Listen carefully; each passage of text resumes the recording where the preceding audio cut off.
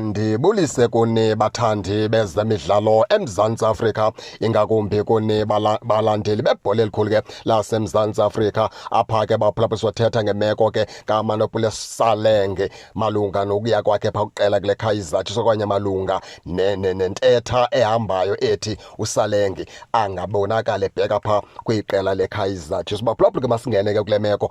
uSalenge kuthiwa ke into yakhe neOrlando Pirates ke ngamahlande nyuka kaDlibhino Mosquito, ngamehlando nyuka. Baphulaphula ke kuthiwa ke kusaxoxwa phantsi phezulu, umfana omdala ke kuthiwa iKaizer Chiefs sithi ke ilungise into yokubana ke xa kusenzeka into yokubana uSalenge lo ephuncuka Orlando Pirates ke azahambe owela phaa kwiqela leKaizer Chiefs. Nawukhumbula into yokubana ke kwenziwa njalo nakuJimmy Tau ke ngomzuzu wokugqibela walishiya iqela leOrlando Pirates ke wawapha kwiqela leKaizer Chiefs. Nakumajoro ke kwenza ngolo hlobo walishiya iqela leKaizer Chiefs ke wawapha kwiqela ke leOrlando Pirates. Kuthiwa ke ningayibona isenzeka ke loo nto nalapha ke kumfana kaSalenge, ningambona ebhabha phaa kwiqela leKaizer Chiefs ke.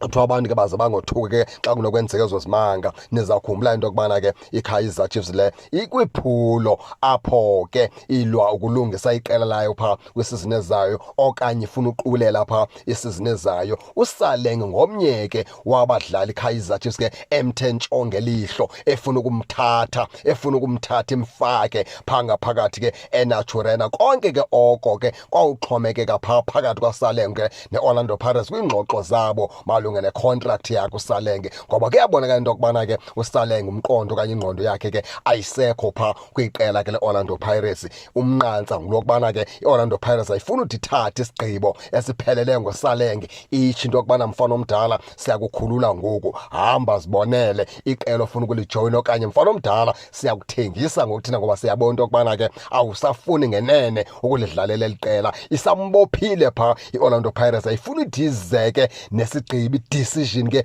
okuyiyo malunga nomfana kaSalenge. Kodwa ke Kaizer Chiefs yona ihleli yakhe emkhanyo into yokubana kodwa ukuthatha so sigqibo ikhawuleze imkhongozela umfana omdala imbethelele phaa ngaphakathi ke eNaturena. Abanye ke abadlali ke esithe sabava into yokubana ke bazawuhamba ngokusesikweni phaa Kaizer Chiefs, uMduduzi Mdantsane, umfana omdala beseshiyekelwa ngunyaka onehafu phaa kwicontract yakhe neKaizer Chiefs. Nawukhumbula into yokubana ke uMduduzi lo obesiye phaa kuqela leRichards Bay, bandicinga kakuhle sedlale iimetshi zambini, ulowunelwe phaa kwiRichards Bay, lowunwa phaa liqela leKaizer Chiefs. Kaizer Chiefs ithi ke ifuna usoseka umfana omdala ke imkhulule ngokusesikweni, angabi saphinda abuye azibize ukubana iplayer eKaizer Chiefs ke. Baninzi ke abadlali iKaizer Chiefs ke efuna ukuba ebachithayo, abafana noZitha Khwinika, oMpontsane, abafana ethi ke ngoku noko icinga into yokubana ke mayibakhulule phaa ngaphakathi ke eNaturena, bazibone into yokubana ke babheke kweliphina iqela, ngoba ikwiphulo apho ivula ispace, ifuna ukwengeza abanye abadlali. Zitsho ke baphulaphula ke indaba malunga neKaizer Chiefs, ngakumbi phaa